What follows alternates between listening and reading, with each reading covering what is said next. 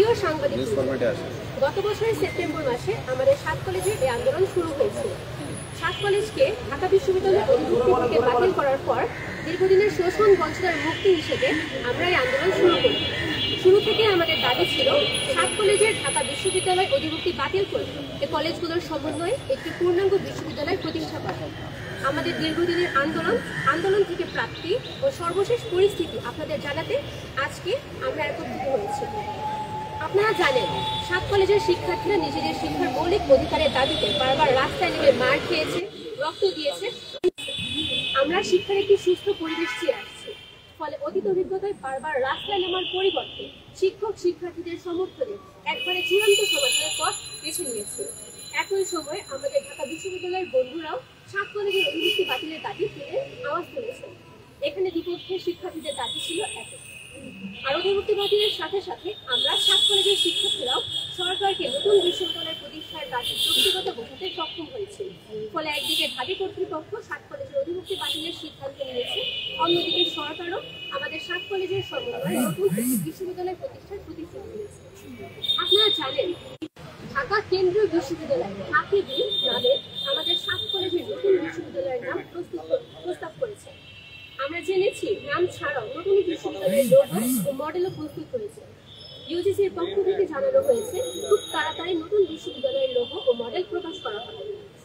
7 কলেজের ঢাবি অধিভুক্তি বাতিলের পর চলতি বছরের 25শে ফেব্রুয়ারি ইউজিসি এই কলেজগুলো পরিচালনায় একটি অন্তর্বর্তী প্রশাসনের প্রস্তাব করে, যে প্রশাসন অধিভুক্তি বাতিল ও নতুন বিশ্ববিদ্যালয়ের কার্যক্রম শুরুর পরবর্তী সময় দায়িত্ব পালন করবে।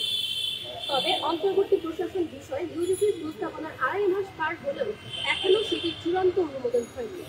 এতদিনে আমরা শুনে এসেছি এটি জনপ্রশাসন মন্ত্রণালয়ের অনুমোদনের অপেক্ষায় ঝুলে আছে। প্রিয় সাংবাদিকবৃন্দ, শুরু থেকে আমরা একটি শ্রেণীকে 7 কলেজকে আন্ডার এস্টিমেট করার প্রবণতা লক্ষ্য করেছি।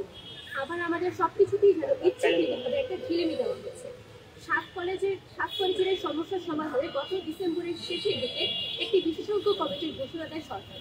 একই সঙ্গে এই সমস্যার সমাধানে তাদের 4 মাসের সময়সীমা বেঁধে দেওয়া হয়। কিন্তু গত 30 এপ্রিল এই কমিটির সময়সীমা শেষ হলেও এখনো সমস্যার সমাধান হয়নি। আমরা এমন সময়ক্ষেপণের তীব্র নিন্দা জানাচ্ছি। নতুন বিশ্ববিদ্যালয়ের নাম চূড়ান্ত হওয়ার পর স্বল্প সময়ের মধ্যে অন্তর্বর্তী প্রশাসনের প্রজ্ঞাপন দেওয়ার কথা থাকলে তা কোনো এক অদৃশ্য কারণে এখনো ঝুলে আছে।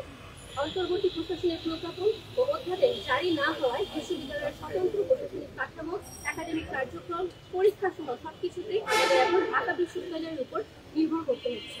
আমরা মনে করি এটি একটি স্বায়ত্তশাসিত বিশ্ববিদ্যালয়ের উদ্দেশ্যকে। তবে আশা পরিকল্পনা উপদেষ্টা অধ্যাপক ডক্টর ওয়াহিদ উদ্দিন মাহমুদ আমাদের আশ্বস্ত করে বলেছেন, জনপ্রশাসন মন্ত্রণালয়ে 7 কলেজের জন্য প্রস্তাবিত অন্তর্বর্তী প্রশাসনের কার্যক্রম শেষ হয়েছে। এরপর এটি এখন মাননীয় প্রধান উপদেষ্টা ডক্টর মোহাম্মদ ইউনূসের কার্যালয়ে পাঠানো হয়েছে। চলতি সপ্তাহের মধ্যে এই প্রশাসন ঘোষণা করা হবে বলে মাননীয় পরিকল্পনা উপদেষ্টা আমাদের আশ্বস্ত করেছেন। স্যার শিক্ষা উপদেষ্টা থাকাকালীন সময় থেকেই যথেষ্ট আন্তরিকতার সঙ্গে আমাদের দাবি বিবেচনা করে আসছেন। আমরা স্যারের এই আশ্বাসেও ভরসা রাখতে চাই। মাননীয় পরিকল্পনা উপদেষ্টার আশ্বাসের প্রতি সম্মান রেখে এই সংবাদ সম্মেলন থেকে আমরা 5 দফা দাবি তুলে ধরছি। এগুলো হলো: দাবি নাম্বার 1, আগামীকাল রোববারের মধ্যে অন্তর্বর্তীকালীন প্রশাসন গঠনের প্রজ্ঞাপন জারি করতে হবে। দাবি নাম্বার 2, অন্তর্বর্তী প্রশাসকের নিয়োগ প্রক্রিয়া চূড়ান্ত হওয়ার পর সেশন জট নিরসন সহ সামগ্রিক বিষয় নিয়ে একাডেমিক ক্যালেন্ডার প্রকাশ করতে হবে। একই সঙ্গে ভুতুড়ে ফলের সমাধান, বিভিন্ন ইস্যুতে অতিরিক্ত ফি আদায় বন্ধ সহ যাবতীয় অসঙ্গতিগুলো স্পষ্টভাবে সমাধানের উদ্যোগ নিতে হবে। অন্তর্বর্তীকালীন প্রশাসন গঠনের পরবর্তী 2 কার্যদিবসের মধ্যে 24-25 সেশনের ভর্তি পরীক্ষা আয়োজনের উদ্যোগ গ্রহণ করতে হবে। আগামী 5 কার্যদিবসের মধ্যে ঢাকা কেন্দ্রীয় বিশ্ববিদ্যালয়ের রূপরেখা এবং লোগো মনোগ্রাম প্রকাশ করতে হবে। আগামী 1 মাসের অর্থাৎ আগামী 16ই জুন 2025 খ্রিস্টাব্দ, আমি আবার বলছি আগামী 1 মাসের অর্থাৎ আগামী 16ই জুন 2025 খ্রিস্টাব্দ এর মধ্যে নতুন বিশ্ববিদ্যালয়ের অধ্যাদেশ জারি করতে হবে। একই সঙ্গে 2025-26 অর্থ বছরের বাজেটে, আমি আবার বলছি আগামী 2025-26 অর্থ বছরের বাজেটে নবগঠিত বিশ্ববিদ্যালয়ের জন্য অর্থ বরাদ্দ দিতে হবে। প্রিয় সাংবাদিকবৃন্দ, আমরা শুরু থেকেই সরকারের যে কোনো সিদ্ধান্তের প্রতি শ্রদ্ধাশীল ছিলাম।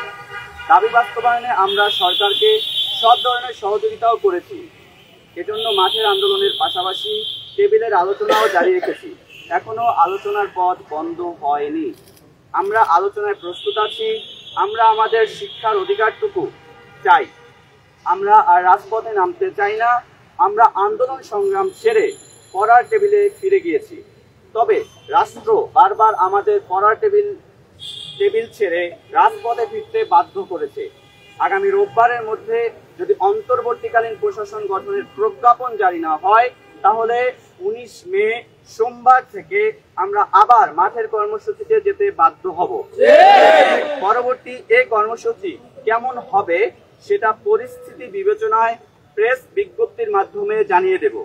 একই সঙ্গে আমরা বাকি দাবিগুলোর বিষয়ে নজর রাখব।